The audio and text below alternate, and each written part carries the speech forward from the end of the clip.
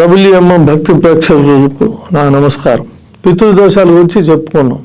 ఈసారి నాగదోషాలు, గ్రహదోషాల గురించి మాట్లాడుకుందాం. నాగదోషం కనుక ఉంటే ఇంట్లో పిల్లలు ఎవరు బతకరు, వంశం అనేది అభివృద్ధి కాదు. ఒకవేళ పిల్లలు పుట్టి ఇది చేసినా కూడా ఏదో ఒక కారణాల వల్ల ఏదో ఒక అలవాటు అయిపోయి పెళ్ళి కాకపోవటము, పెళ్ళి సంతాన నష్టం మాత్రం ఖచ్చితంగా అవుతుంది. ఇది జాతకంలో ఎట్లా తెలుస్తుందంటే నాగదోషం ఉందని, లగ్నం నుంచి పంచమంలో కనుక క్రూరగ్రహం ఉంటే అది నాగదోషము. పంచమం నుంచి మళ్ళీ పంచమానికి వెళ్ళాలంటే 5, 6, 7, 8, 9 బాగా అర్థం చేసుకోండి. అక్కడ కూడా ఉండి ఏదైనా చెడు గ్రహదిష్టి ఉన్నా కూడా ఇది కూడా నాగదోషమే. దీనివల్ల ఏంటంటే సంతానం అనేది అభివృద్ధి కాదు. మా అబ్బాయి చదువులో పెట్టిన ఏమాత్రం ఇంట్రెస్ట్ చూపించట్లేదండి. ఏ కొత్త సినిమా రిలీజ్ అయితే అక్కడికి వెళ్ళిపోతాను. వాళ్ళు ఎవరో డబ్బులు ఇస్తారు, అవన్నీ వస్తాయి. ఏదో తల్లిదండ్రుల మాట తప్ప వేరే వాళ్ళ మాట వీళ్ళకి చెవికింపుగా ఉంటాయి. ముఖ్యంగా 5, 9 స్థానం. 9 భాగ్యస్థానం ఉంటారు. భాగ్యస్థానం కూడా ఎప్పుడు చెడిపోకూడదు.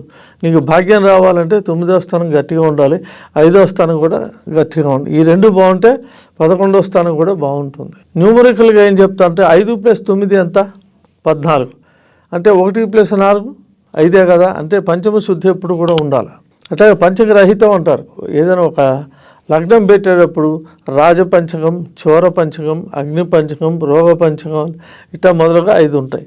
ఈ 5 అనేది కూడా న్యూమరాలజీగా అట్లాగే లగ్నం నుంచి 5వ స్థానంలో కూడా ఇవన్నీ చాలా ఇంపార్టెంట్. నాగదోషం ఉన్న వాళ్ళకి 5వ స్థానం కనుక బ్యాడ్గా ఉంటే మంచి ముహూర్తాలు పెట్టి నువ్వు ఇల్లు కడదామన్నా కూడా అది ఫెయిల్ అవుతుంది. ఇంట్లో ఏ ఒక్కడుకున్నా కూడా ఈ ఎఫెక్ట్ ఇంట్లో అందరికీ చుట్టుకుంటుంది. దీన్ని నాగదోషం అని చెప్పి అంటారు. ఈ నాగదోషానికి తోడు కుజుడు కనుక ఉన్నాడంటే 5వ స్థానంలో ఇది కూడా కుజదోషం అనే చెప్పాలి. కుజుడికి అసలు మామూలుగా ఏంటంటే లగ్నంలో ఉండకూడదు, 2లో ఉండకూడదు, 4లో ఉండకూడదు, 7లో ఉండకూడదు, 8లో ఉండకూడదు, 12లో ఉండకూడదు. ఈ నేను చెప్పి 6 5 లేదు కదా. 5 కుజుడు కనుక ఉన్నా కూడా ఇది కూడా కుజదోషం కిందే వస్తుంది. మనం లెక్క వేయాలి. నవాంశ కనుక లేకపోతే కొంచెం తగ్గుతాయేమో, కానీ లగ్నంలో ఉండి జాతక చక్రంలో చార్ట్ కనుక చూస్తే 5వ ఇంట్లో కనుక కుజుడు ఉంటే ఇది కూడా దోషం అని చెప్పబడి ఉంటుంది. దీనికి పరిహారాలు ఏంటంటే నాగదోషానికి సంబంధించినది నాగుల చవితి మెయిన్. అట్లాగే శ్రావణ మాసంలో వస్తే నాగపంచమి, తర్వాత నాగ షష్ఠి. 4, 5, 6 3 కూడా నాగదోషానికి సంబంధించిన ముఖ్యమైన తిథులు.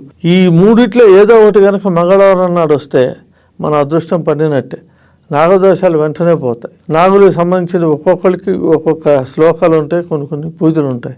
టోటల్గా యావరేజ్ మీద వచ్చే చెప్తున్నా. మోపిదేవి వెళ్ళాలి. కృష్ణానది తీరాన, కృష్ణానదికి ఒడ్డున 2 జిల్లాలకి మధ్యలో ఉంటుంది. సముద్రానికి 20 కిలోమీటర్ల దూరంలో ఉంటుంది. విజయవాడ నుంచి 60 కిలోమీటర్లు ఉంటుంది. ఈ గనక ఇక్కడికి వెళ్ళి మంగళవారం పూట కనుక మనం 70 ప్రదక్షిణాలు తీసుకుని వచ్చుంటే నాగదోషం పోతుంది, కుజదోషం పోతుంది. ఎక్కడో కుక్కి గిక్కి అంటారు. కుక్కి గిక్కి ఇంతవరకు కూడా ఎవరికి సత్ఫలితాలు వచ్చిన ఇవి లేవు. తమిళనాడులో ఉన్నాయి 6. అంతకుముందు మనం చెప్పుకున్నట్టు సుబ్రహ్మణ్య పడని, తర్వాత తిరుత్తని, మొత్తం 6 ఉన్నాయి. ఈ 6 కనుక ఏ ఒక్కదానికి వెళ్ళినా కూడా తిరుచెందూరు అనేది మరీ ముఖ్యంగా నాగదోషాలకి నెంబర్ 1 సముద్ర ఒడ్డున ఉంటుంది. అక్కడికి వెళ్ళి మంగళవారం పూట పూజ చేయించుకొని వాళ్ళు చెప్పిన శాస్త్ర ప్రకారం ఒక్కొక్క గుడికి ఒక్కొక్క పద్ధతి ఉంటుందండి. వాళ్ళ ప్రకారం కనుక చేయించాలని మంచి ఫలితాలు ఉంటాయి. అట్లాగే తర్వాత కుక్కి, బెంగళూరు, ఇంకా వేరే చోట కూడా ఉన్నాయి. ఆంధ్రప్రదేశ్ వచ్చేటప్పటికి కర్నూలు జిల్లాలో సుబ్బారాయుడు గుడి అని చెప్పి హైవే పక్కన ఉంటుంది. నెంబర్ 1 గుడి అది కూడా. ఆ ప్రాంతం వాళ్ళకి అక్కడికి వెళ్ళచ్చు, ఈ ప్రాంతం వాళ్ళు ఇక్కడికి వెళ్ళచ్చు. తిరిగి గోదావరి జిల్లాలో కూడా ఉన్నాయి, అక్కడికి వెళ్ళచ్చు.